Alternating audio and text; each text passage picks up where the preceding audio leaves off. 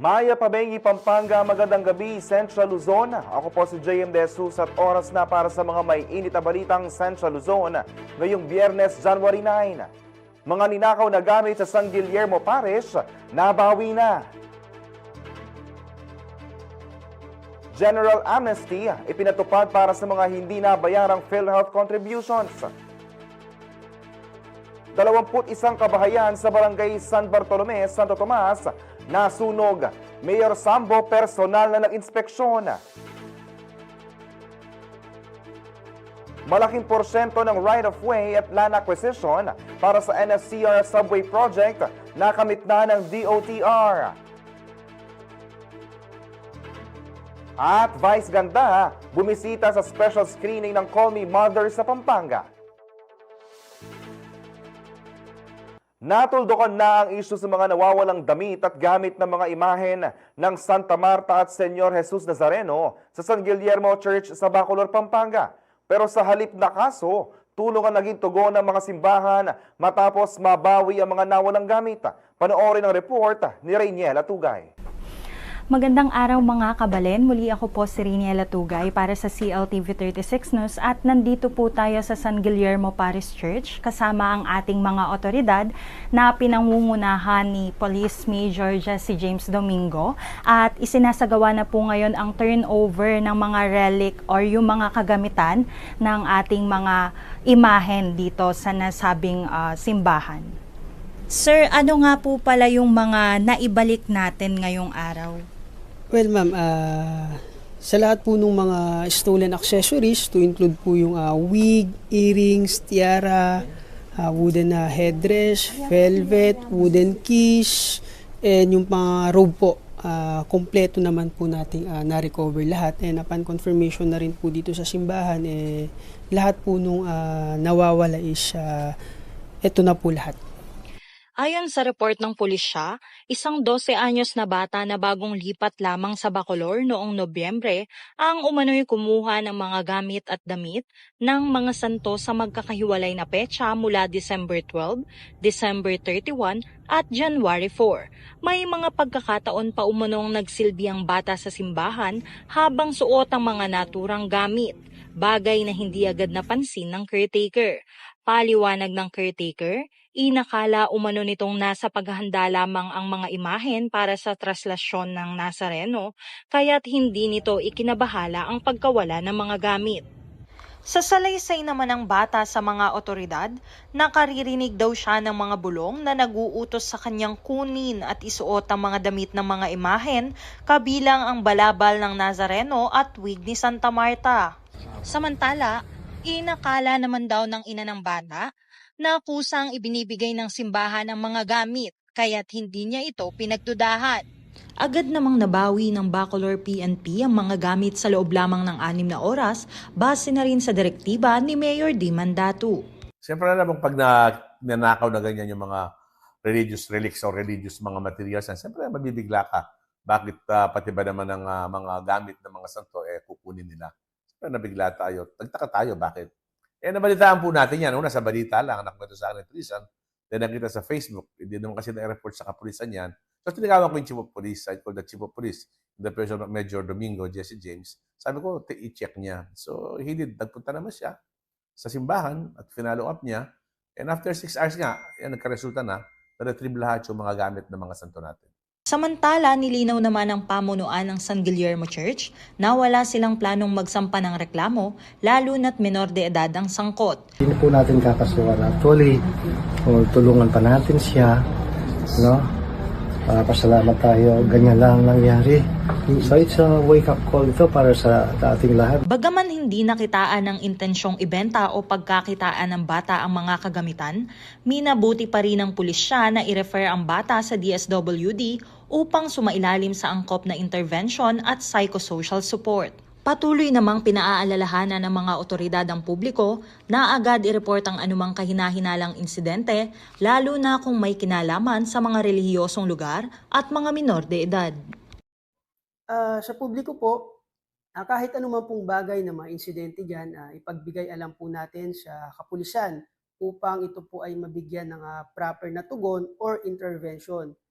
Kung hindi po kasi natin naire-report sa kapulisan, hindi po kami nagkakaroon ng data or information, paano po natin maresolba po ito. Rainiela Tugay, CLTV 36 News. Samantala, tiniyak ng DA na walang inaasahang biglang pagtaas ng presyo ng bigas sa mga pamilihan ngayong lean months dahil sa balanseng supply ng lokal at imported rice. Naritong report. Tiniyak ng Department of Agriculture na mananatiling matatag ang presyo ng bigas sa merkado kahit pumasok na ang tinatawag na lean months sa bansa. Ayon sa ahensya, sapat ang supply ng local and imported rice matapos ang magandang ani ng palay noong 2025. Kaya't wala umanong inaasahang biglang pagtaas ng presyo nito sa mga pamilihan. Ipinaliwanag ni DA Spokesperson Assistant Secretary Arnel de Mesa na makatutulong ang muling pagbubukas ng rice importation matapos ang 4 na buwang import ban upang balansin ang supply at presyo ng bigas. Aniya, inaasahang makararating sa merkado ang mga imported na bigas sa loob lamang ng buwan na ito. Batay sa datos ng DA Bantay Presyo, nananatiling nasa katamtamang antas ang presyo ng imported at lokal na bigas sa Metro Manila, kung saan pareho na naglalaro sa humigit kumulang 40 pesos to 50 pesos kada kilo depende sa uri. Upang maprotektahan naman ang mga lokal na magsasaka at mamimili, nagpatupad ang Bureau of Plant Industry ng mas mahigpit na panuntunan sa rice importation. Kabilang dito ang limitadong mga pantalan na tatanggap ng imported rice at masusing monitoring sa pagpasok nito. Samantala, inihayag naman ng pamunuan na maaaring baguhin ang kasalukuyang maximum suggested retail price ng imported na bigas dahil sa paghina ng halaga ng piso at inaasahang pagtaas ng taripa sa imported rice. Ang 20% pagtaas ng taripa sa imported na bigas ay inaasahang magsisimula sa Huwebes, January 16. Raymond Tasoy, CLTV 36 News. Wala umanong dahilan para magpanik ang publiko sa bagong flu variant na kumakalat sa ibang mga bansa ayon sa DOH. Ngayon pa man, pinalalahan ng lahat, lalo na mga matatanda at kabilang sa high-risk groups na magdoble ingat at magpabakuna. Wala raw dahilan para mabahala ang publiko sa mga ulat patungkol sa tinatawag na super flu na kumakalat sa ibang bansa basta't nasusunod ang tamang health precautions ayon sa Department of Health. Kasabay nito, pinayuhan din ng DOH ang mga Pilipinong bumabiyahe sa abroad na mag-ingat at sumunod sa preventive measures. Ayon kay Health Secretary Teodoro Herbosa, nakapagtala ang Pilipinas ng 17 cases ng bagong flu variant noong nakaraang taon. Sa kabila nito, lahat naman ng pasyente ay tuluyang gumaling at wala ring naitalang malubhang komplikasyon. Ipinaliwanag ng ahensya na nananatiling seasonal ang flu sa bansa at karaniwang hindi malala, liban na lamang sa mga high-risk groups gaya ng matatanda at may pre-existing conditions. Sinabi rin ng DOH na mas tumitindi ang mga kaso ng trangkaso sa mga bansang may winter season tulad ng Estados Unidos at United Kingdom dahil sa malamig na klima na nagpapabilis ng hawaan. Sa Pilipinas naman, karaniwang kasabay ng tag-ulan ng flu season, kaya mas kontrolado umano ang sitwasyon kumpara sa mga bansang may temperate climate. Kaugnay niyan, patuloy ang panawagan ng DOH sa publiko na magpabakuna laban sa trangkaso, lalo na para sa high-risk individuals gamit ang bakunang angkop sa mga umiikot na influenza strains. Bagamat hindi tinuturing na banta sa ngayon ang bagong flu variant, sinabi ng DOH na mananatili nakaalerto ang kanilang ahensya at patuloy ang pagbabantay nila sa influenza cases. Raymond Tasoy, CLTV 36 News. Bibigyan ng pagkakataon ng mga hindi nakabayad ng PhilHealth contributions mula 2013 hanggang 2024 na makabawi ng walang penalty. Matapos ipinatupad ni President Ferdinand Marcos Jr. ang general amnesty at one-time waiver sa interes para sa delinquent members. Ang kabuuang detalye sa report ni Bryce Oracion. Inanunsyo ni President Ferdinand Marcos Jr. ang pagpapatupad ng general amnesty para sa mga hindi nabayarang kontribusyon sa Philippine Health Insurance Corporation o PhilHealth. Sa ilalim ng Amnesty Program, bibigyan ng 1 taong palugit ang delinquent PhilHealth members para mabayaran ang kanilang missed contributions mula 2013 hanggang 2024 nang walang penalty. Tinatayang 300,000 members ang makikinabang mula rito. Utusan ko po ang PhilHealth na magpatupad ng general amnesty para sa mga negosyante, private employer, mga self-employed na ating mga kababayan na hindi nabayarang kontribusyon sa PhilHealth. Kaya gagawa po tayo at inutusan ko po ang PhilHealth. Gagawa tayo ditong taon na ito, 2026. Inatasan din ng Pangulo ang ahensya na ipatupad ngayong 2026 ang one-time waiver sa interes para naman sa overdue contributions. Layunin daw ng inisyatiba na mapagaan ang gastusin sa kalusugan at matulungan ang mamamayan sa kanilang araw-araw na hamon. Kaugnay niyan, hinikayat din ni PBBM ang mga employer na i-update ang kanilang records at irehistro ang kanilang mga empleyado sa Yaman ng Kalusugan o YAKAP program na nagbibigay ng libreng konsultasyon, gamot, laboratory test at cancer screenings upang makatulong sa maagang detection at mapakinabangan ang mga benepisyo nito, kabilang ang comprehensive primary at outpatient care. Hihikayat din natin ang ating mga employer na i-update na ang lahat ng information ninyo at magrehistro i-rehistro ang mga empleyado ninyo sa Yaman ng Kalusugan o yung ating tinatawag na YAKAP program. Kaya po, ito po ay patuloy namin ginagawa upang pagaangin ang dala ng ating mga kababayan tungkol nga sa mga healthcare cost at sa lahat ng iba't ibang hamon na hinaharap ng ating mga kababayan araw-araw. Bryce Oracion, CLTV 36 News. Manatili nakatutok para sa iba pang mga balita ngayong araw.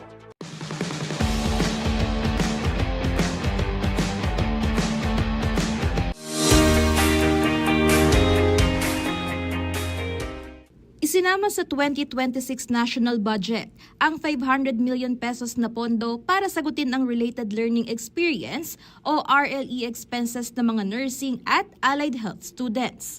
Ang dagdag pondo na isinulong ni Senator Bam Aquino ay bahagi ng 1.38 trillion education budget. Layunin nitong bawasan ang mabigat na gastusin ng mga estudyante at tugunan ang patuloy na pag-alis ng mga healthcare worker palabas ng bansa.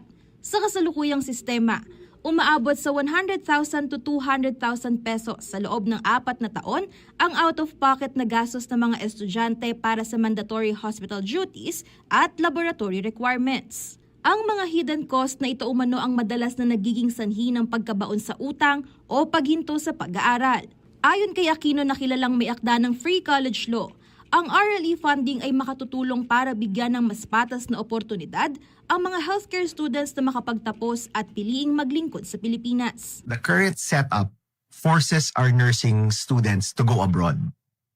So, the reform is, pwede nang isama ang RLE expenses sa libreng kolehiyo. Kahit libre pa yung kolehiyo or kahit may scholarship pa sila, they still have to pay for the RLE. So ito yung binabayad nila sa mga ospital to be able to get their degree, to graduate. Dagdag ng senador, maraming pamilya ang napipilitang mangutang para tustusan ang pag-aaral.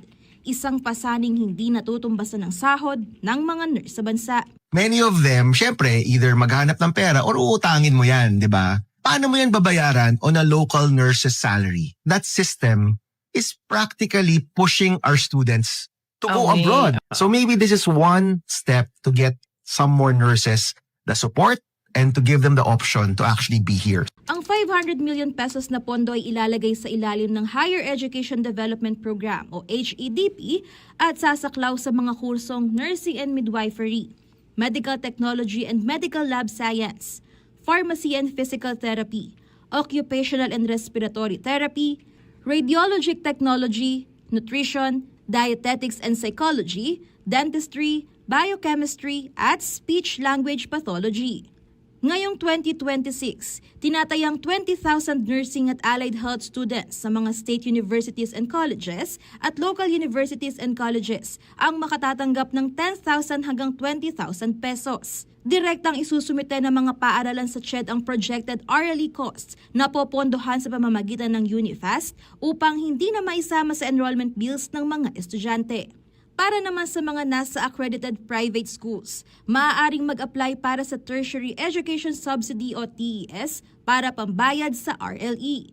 Inaatasan ng CHED na i-update ang TES guidelines upang kilalanin ng RLE bilang allowable cost. Bagamat nagbibigay ng agarang ginhawa ang 2026 RLE budget, patuloy pa rin isinusulong ni Senator Aquino ang Senate Bill No. 123 o Libreng RLE Act upang gawing permanente ang programa at tuluyang gawing libre ang clinical hours para sa mga kapuspalad at karapat-dapat na mga estudyante.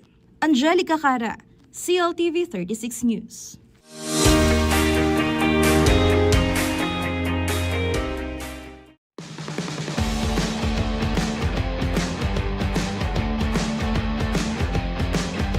Nagbabalik ang CLTV 36 News. Pinalakas ng Nueva Ecija University of Science and Technology ang kanilang internalization matapos lumagda na isang kasunduan kasama ang Suncheon or Sancheon National University ng South Korea para sa edukasyon at pananaliksik. Naritong report. Formal na pinagtibay ng Nueva Ecija University of Science and Technology ang kanilang academic partnership sa Sancheon National University ng South Korea sa pamamagitan ng isang Memorandum of Understanding na nilagdaan nitong Disyembre. Layo ng kasunduan na palakasin ang internationalization ng NEUST sa pamamagitan ng faculty at student exchange, joint research initiatives, at iba pang academic and cultural collaborations na pangungunahan ng College of Education ng Universidad. Ayon kay NEUST President Dr. Rodora Hugo, mahalagang hakbang ang partnership bilang bahagi ng global initiatives ng pamantasan upang mapataas ang kalidad ng edukasyon at mapalawak ang international relations. Napag-usapan din ang mga susunod na hakbang gaya ng international teaching internships, credit transfer at joint research sa larangan ng pedagogy sa ilalim ng hiwalay na Memorandum of Agreement. Bukod sa edukasyon, pinag-usapan din ang posibleng pagtutulungan sa agricultural research, kabilang ang smart farming at sustainable agriculture na inaasahang pakikinabangan ng mga komunidad ng magsasaka sa Gabaldon at iba pang bahagi ng Nueva Ecija. Raymond Tasoy, CLTV 36 News. Samantala, opisyal nang inilunsad ng DepEd ang AGAP.AI o ang Accelerating Governance and Adaptive Pedagogy through Artificial Intelligence sa Quezon City Science National High School ngayong Biyernes, January 9. Isa itong flagship program na layong pagsamahin at pabilisin ang lahat ng inisyatiba ng ahensya sa Artificial Intelligence para mapabuti ang kalidad ng edukasyon sa bansa. Kasabay nito, nilagdaan din ang Memorandum of Understanding sa pagitan ng DepEd at ASEAN Foundation para sa nationwide rollout ng AI Ready ASEAN Program. Target nitong palawakin ang AI literacy at itaguyod ang responsableng paggamit nito sa nasa 1.5 million na mag-aaral sa Pilipinas. Pinangunahan ng programa ni Pangulong Ferdinand Marcos Jr., Education Secretary Sonny Angara, Assistant Secretary Dexter Galban at Quezon City Mayor Joy Belmonte. Dumalo rin sa okasyon ang mga kinatawan ng Cyber Guardians PH, kabilang sina Executive Committee members Paulo Sangil at Marian Pacunana Sangil. Kasama ang AI Ready ASEAN Master Trainers bilang suporta sa pagsusulong ng ligtas at inklusibong paggamit ng Artificial Intelligence sa edukasyon. Samantala, upang mas maiparating sa publiko ang mga programa, oportunidad at benepisyo ng AI sa edukasyon at ibang larangan, katuwang din ng AI Ready ASEAN Program ang CLTV 36 sa paghahatid ng impormasyon sa lahat ng sektor at industriya sa bansa na makikinabang mula rito.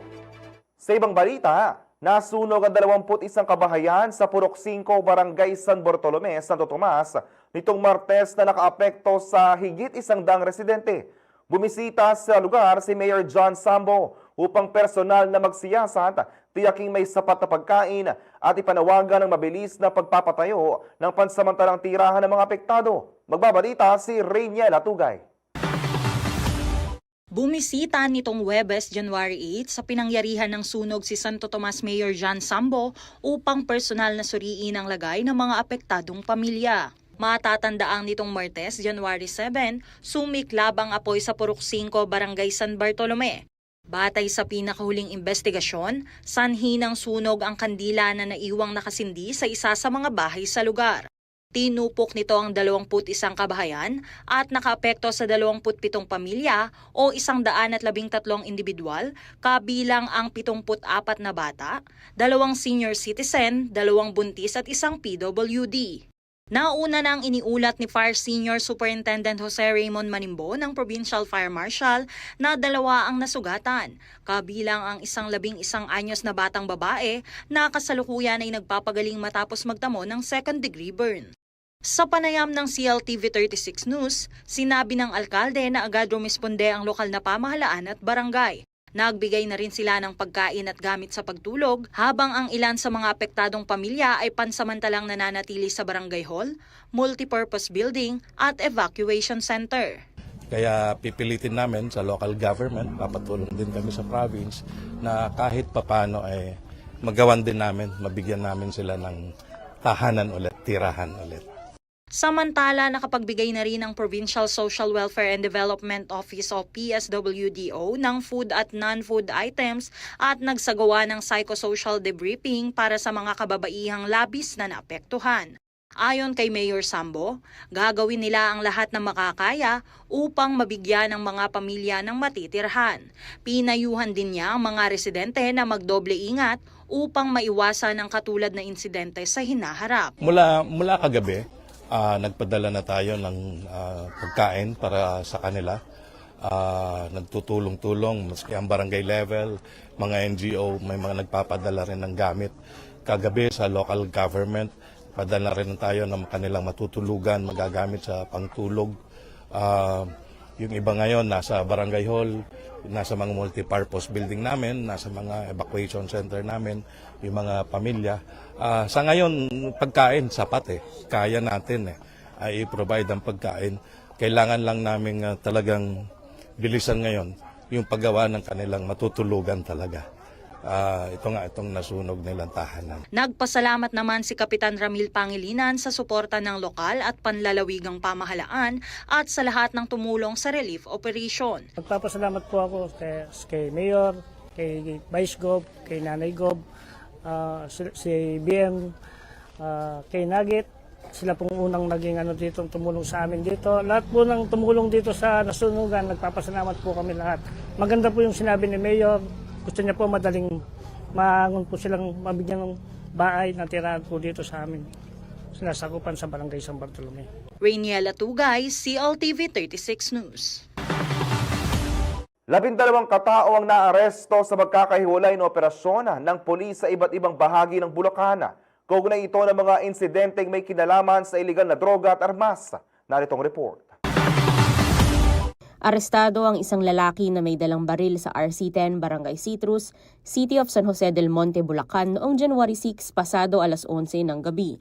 Ayon sa pulisya, rumisponde ang SJDM City Police Station matapos makatanggap ng ulat mula sa mga residenteng nakaramdam ng takot at pangamba dahil sa armadong lalaki na gumagala sa lugar. Nasa kustudiya na ng kapulisan ng sospek at maaaring kasuhan paglabag sa Republic Act 10591 o Comprehensive Firearms and Ammunition Regulation Act. Sa hiwalay na mga operasyon nito ring January 6, 9 na individual ang naaresto ng Bulacan Police Provincial Office sa mga bayan ng Marilao, Maykawayan, Pandi at Ubando. Nasamsam sa mga salarin ang 21 sachet ng hinihinalang shabu na tinatayang nagkakahalaga ng 74,120 pesos kasama ang buy-bust money. Samantala, timbog din ng 2 pang suspect sa isinasagawang anti-illegal drug buy-bust operation noong January 7 bandang 12:40 ng madaling araw sa Barangay Santo Niño 2, San Jose del Monte, Bulacan. Nakumpiska sa kanila ang mga plastic sachet na naglalaman ng humigit kumulang 60 grams ng hinihinalang shabu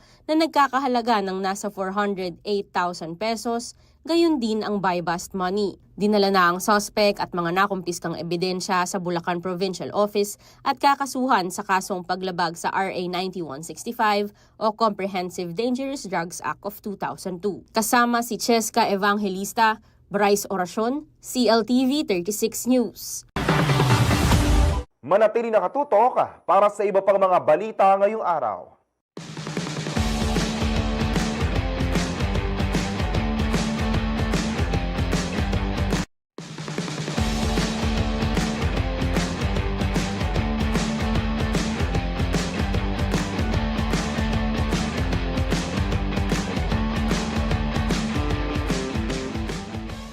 Nagbabalik ang CLTV 36 News. Sinimula ng Commission on Higher Education ang malawakang pagrepaso sa 20 billion pesos na pondo ng Tertiary Education Subsidy o TES, kasunod ng ulat ng COA ukol sa delay at non-liquidation ng pondo. Magbabalita si Raymond Tasoy.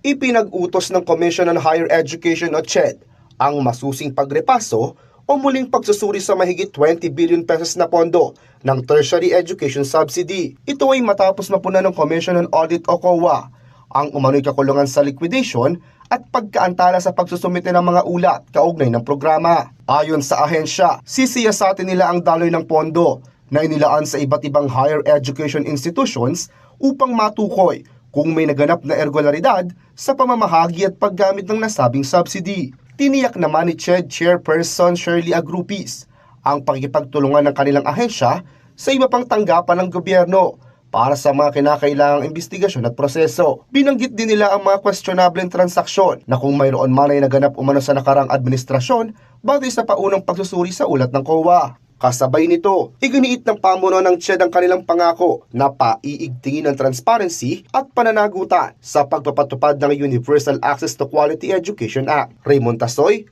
CLTV 36 News.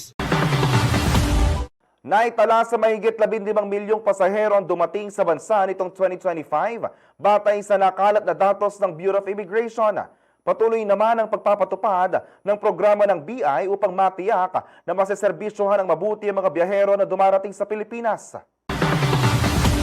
Naitala ng Bureau of Immigration o BI ang mahigit sa 15.6 milyong pagdating ng mga pasahero sa buong bansa noong 2025. Sa isang pahayag, sinabi ni Immigration Commissioner Joel Anthony Viado na mula January hanggang December 2025, umabot sa mahigit 15.6 milyon ang arrivals sa lahat ng international ports of entry sa bansa, kabilang ang 6,704,007 foreign visitors. Ito raw ay halos 6% na pagtaas kumpara sa mahigit 14.7 million arrivals na naitala noong 2024. Tiniyak ng ahensya na patuloy nilang pinalalakas ang modernization program sa immigration, kabilang ang pinapalawak na automated systems, pag-upgrade ng mga pasilidad, at pagpapahusay ng kakayahan ng kanilang mga tauhan. Layunin nito na mas maging mabilis, ligtas, at mas maginhawa ang serbisyo para sa mga biyahero. Dagdag pa ng opisyal, mahalaga umano ang mga reformang ito upang mapadali at maging lehitimo ang paglalakbay ng mga turista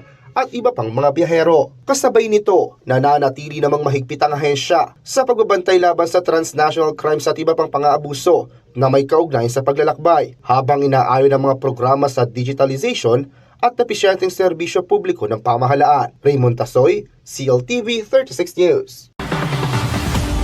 Samantala, nakamit na raw ng DOTR ang malaking porsyento na kinakailangang lupa para sa Metro Manila Subway at North-South Commuter Railway na magpapabili sa pagtatayo ng mga proyektong pagkikinabangan ng libu-libong commuter sa Metro Manila at Central Luzon.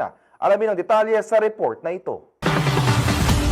Nakuha na ng Department of Transportation o DOTR ang nasa 90.76% ng right-of-way at iba pang kinakailangang lote para sa Metro Manila Subway Project o MMSP hanggang December 2025. Para naman sa North-South Commuter Railway or NSCR North Segment, 56% ng lupa ang nalinis na at maaari ng simulan ng konstruksyon. Nauna nang iniutos ni Pangulong Ferdinand Marcos Jr. sa DOTR na pabilisin ng land acquisition para sa MMSP at NSCR upang agad na mapakinabangan ng libu-libong commuter. Ayon kay Transportation Secretary Giovanni Lopez, noong February 2025, 51% pa lamang ang row acquisition ng MMSP, habang 2% lang ang natapos para sa NSCR North segment. Maituturing daw na banner year ang 2025 para sa right-of-way dahil mas binilisan ang land acquisition para agad na mapakinabangan ng mga commuter ang subway at NSCR. Sa pamumuno ni na dating DOTR Secretary Vince Dizon at kasalukuyang Secretary Lopez, natugunan ng mga pangunahing bottleneck ng MMSP. Kabilang ang mga ari-arian sa Varilla, White Plains, Corinthian Gardens at Metro Walk.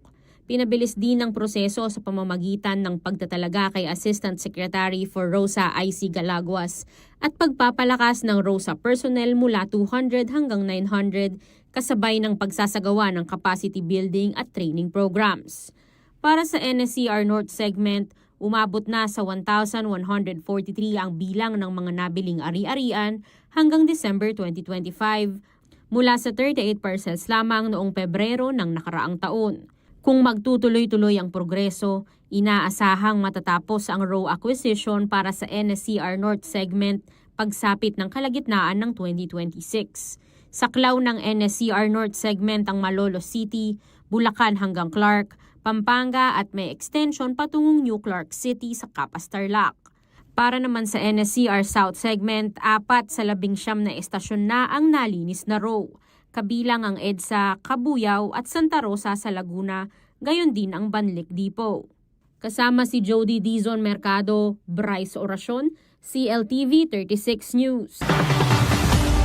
Samantala, inareklamo ng BIR ang may-ari ng Wow Wow Builders na si Mark Alan Villamor dahil sa mahigit 48 million pesos na buwis na hindi nabayaran mula sa isang ghost flood control project sa Malolos, Bulacan. Naritong report.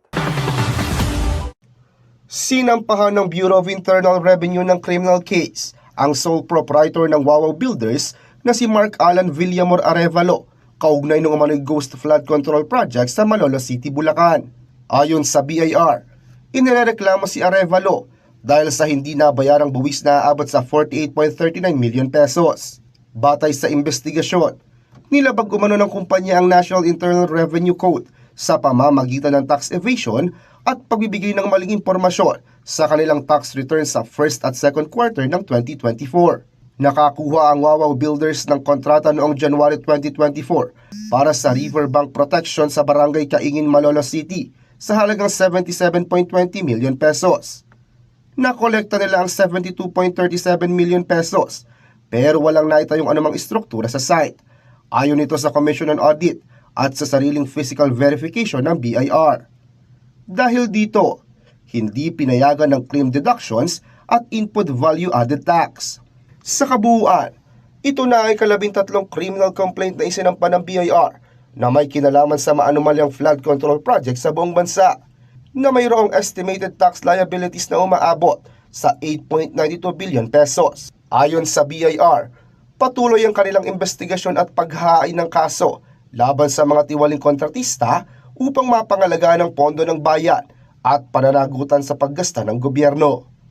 Raymond Tasoy, CLTV 36 News. Manatiling nakatutok para sa iba pang mga balita ngayong araw.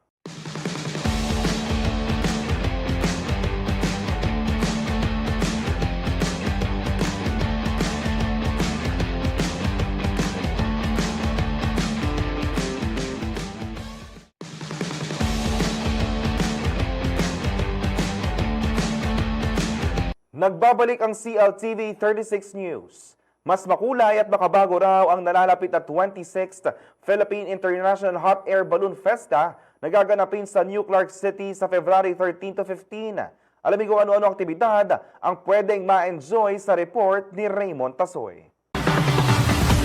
Gagawin umanong sentro ng aviation competitions, teknolohiya at youth development ang pinakaabangang 26th Philippine International Hot Air Balloon Fiesta sa New Clark City sa February 13 to 15, 2026. Ayon sa mga organizer, hindi na lamang aliwan ang layunin ng pista dahil magsisilbi na rin itong training and development platform para sa mga Pilipinong piloto, drone racers, at iba pang aviation enthusiasts na nais makipagsabayan sa international competitions. Kabilang sa mga pangunahing tampok ngayong taon, ang 22 special-shaped hot air balloons, isang 550 drone aerial display at ang kauna-unahang public demonstration ng isang hoverbike na isang imbensyong gawa ng Pilipino na itinuturing na milestone sa local aviation innovation. Magkakaroon din ng mga paligsahan tulad ng paragliding accuracy, paramotor beach ball, FPV drone racing at drone soccer na layong makabuo ng pambansang koponan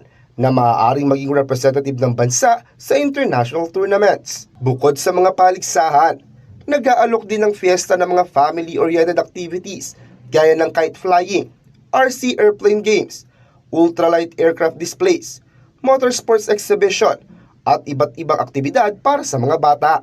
Isinusulong din ng programa ang edukasyon at youth development sa pamamagitan ng aviation career seminars. Dito, ibinabahagi ng mga profesional ang kanilang karanasan upang mahikayat ang mga kabataan na tahakin ang landas ng aviation industry. Ipinahayag naman ng Basis Conversion and Development Authority at ng pamahalaang panlalawigan ng Tarlac ang suporta sa aktibidad, kabilang ang libreng shuttle services at transport assistance upang masigurong magiging maayos at accessible ang pagdalo ng publiko sa nasabing aktibidad. Raymond Tasoy, CLTV 36 News. Samantala, aabante na patungong semis ang WTA 250 ASB Classic na si Pinay tennis sensation Alex Ayala. Kasunod ito ng matagumpay nilang tapatan ni Magda Linette ng Poland sa quarterfinals.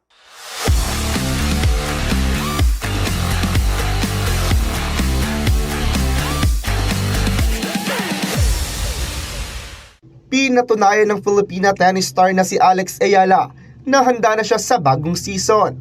Ito ay matapos siyang mag-advance sa semifinals ng WTA 250 ASB Classic sa Auckland, New Zealand. Tinalo ni Ayala ang 5th seed at world number 52 na si Magda Linette ng bansang Poland sa scores na 6-3 at 6-2 sa kanilang quarterfinals match ngayong Biyernes, January 9. Mabilis na nakuha ni Alex ang timpla ng kanilang laban. Agad siyang nanguna sa scoring at ipinamalas sa kanyang mabibilis na galaw at malalakas na tira mula sa magkabilaang court. Natapos niya ang unang set sa loob lamang ng 45 minutes. Hindi rin nagpatinag ang Young Filipinas sa ikalawang set. Gamit ang kanyang lakas at diskarte, nagpakawala ang 20 anyos na tennis star ng matitinding drop shots at tuluyang inangkin ang huling set. Mahalaga ang panalo ni Ayala laban kay Linette, lalo na't natalo siya nito sa mga nakaraan nilang laban sa Nottingham noong 2025 at Abu Dhabi noon namang 2024. Sa kanyang post-match interview, sinabi ni Alex na hirap siyang labanan si Linette dati, ngunit masaya siya umano sa kanyang ipinakitang progreso sa laro. Sa semifinals, kakaharapin ni Ayala si Wang Xinyu ng China na siyang kasalukuyang world number 57 at dating number 32 noong 2023. At yan po ang Game On. Raymond Tasoy para sa CLTV 36 News.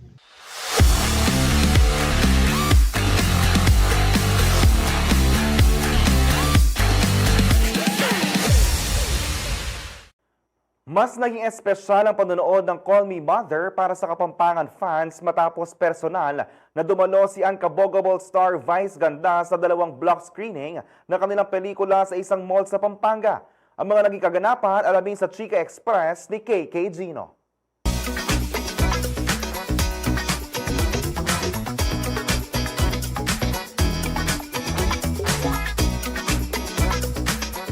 Ilang araw matapos ang Best Actor Award sa Metro Manila Film Festival o MMFF 2025, Gabi ng Parangal, personal na bumisita sa SM City Talabastagan ang Unbogable star na si Vice Ganda para sa 2 block screening ng pelikulang Call Me Mother nitong January 7.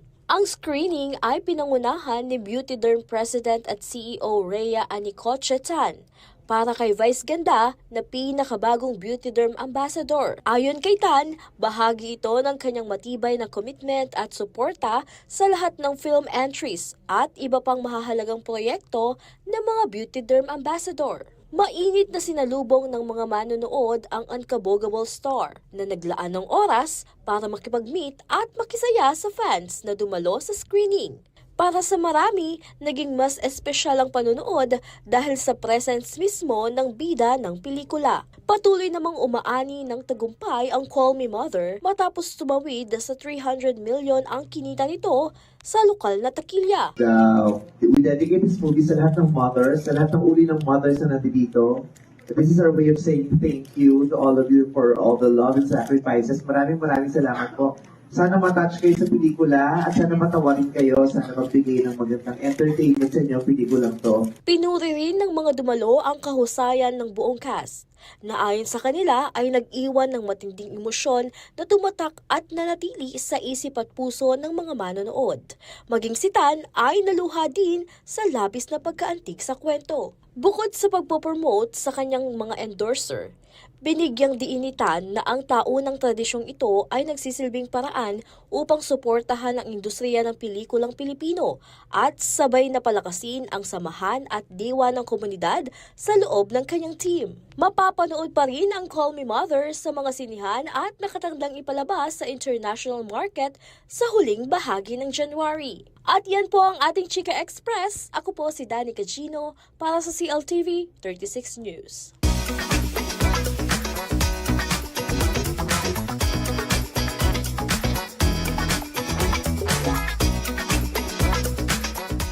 At yan ang mga balitang nakalap ng CLTV 36 News. Kasama ang buong pwersa ng CLTV News and Current Affairs, ako po si JM De Jesus. Maraming salamat po and happy weekend.